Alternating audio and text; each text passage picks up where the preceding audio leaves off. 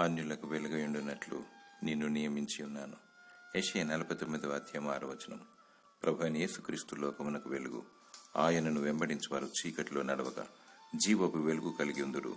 అయితే ఆయన వెలుగులో ఉన్న ప్రకారము మనమును వెలుగులో నడిచిన ఎడల మనము అన్యోన్య సహవాసము గలవారమై ఉందుము. ఈ పాపపు చీకటి లోకములో అనేకులు శాపగ్రస్తమైన స్థితిలో ఉన్నారు, పతనానికి లోనవుతున్నారు.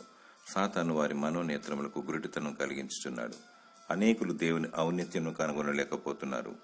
నిన్ను నీవు దేవునికి సమర్పించుకో, ఆయన అధికారమును ఒప్పుకో. దేవుడు నిన్ను అభిషేకించి వాడుకుంటాడు.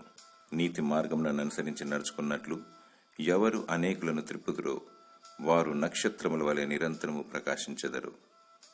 దేవుడు నిన్ను దీవించి వాడుకొనుగాక. ఆమేన్.